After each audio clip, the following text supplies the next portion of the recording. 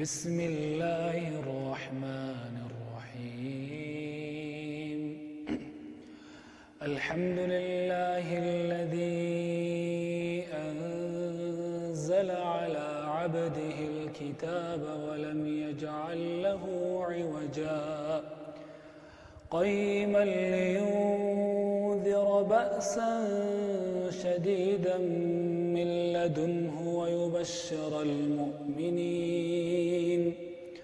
ويبشر المؤمنين الذين يعملون الصالحات أن لهم أجرا حسنا ماكثين فيه أبدا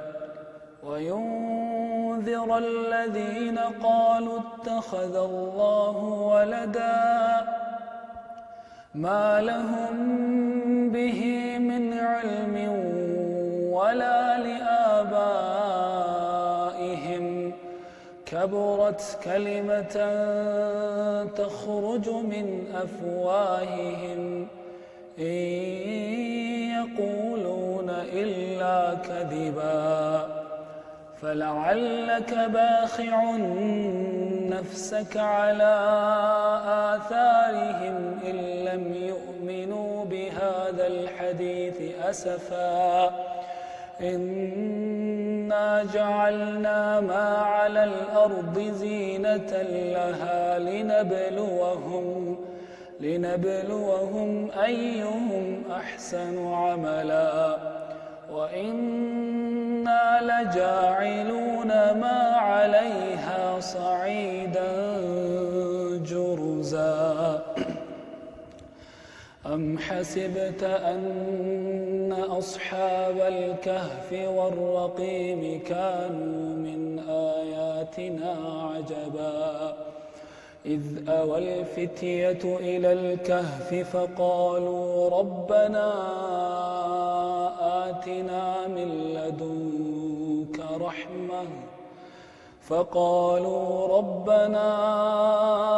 آتنا من لدنك رحمة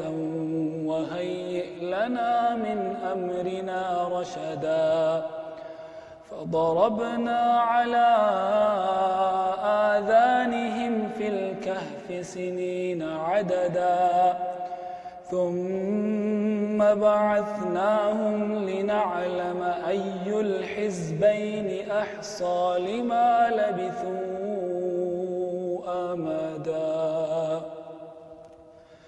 نحن نقص عليك نبأهم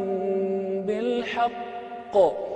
إنهم فتية آمنوا بربهم وزدناهم هدى وربطنا على قلوبهم إذ قاموا فقالوا ربنا رب السماوات والأرض لن ندعو من دونه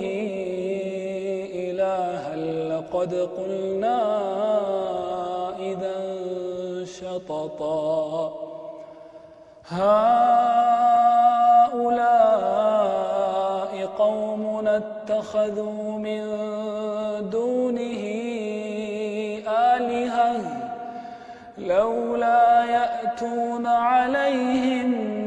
بسلطان بين فمن أظلم ممن افترى على الله كذبا وإذ اعتزلتموهم وما يعبدون إلا الله فأووا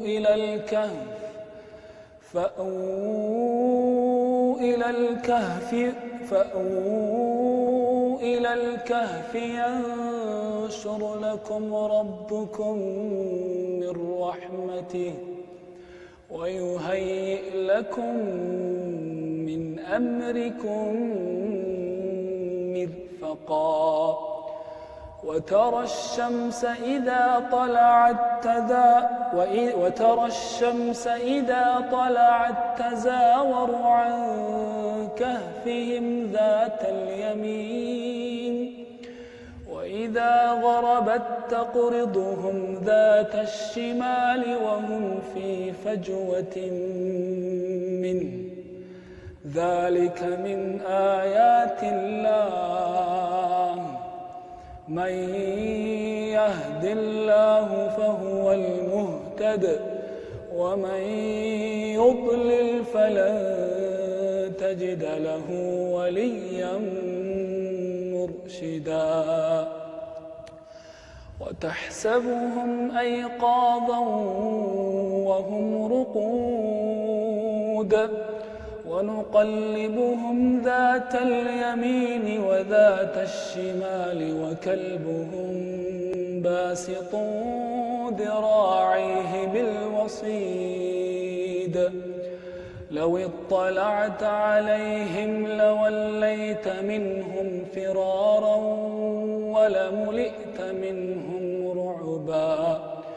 وكذلك بعثناهم ليتساءلوا بينهم قال قائل منهم كم لبثتم قالوا لبثنا يوما أو بعض يوم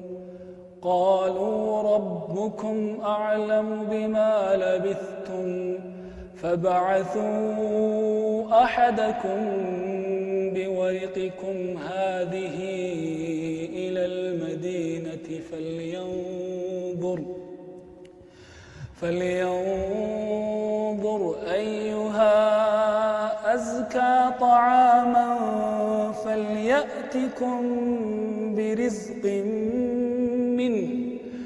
وليتلطف ولا يشعرن بكم أحدا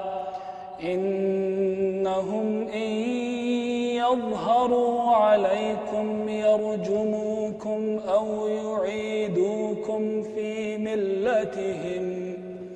ولن تفلحوا إذا أبدا صدق الله العظيم.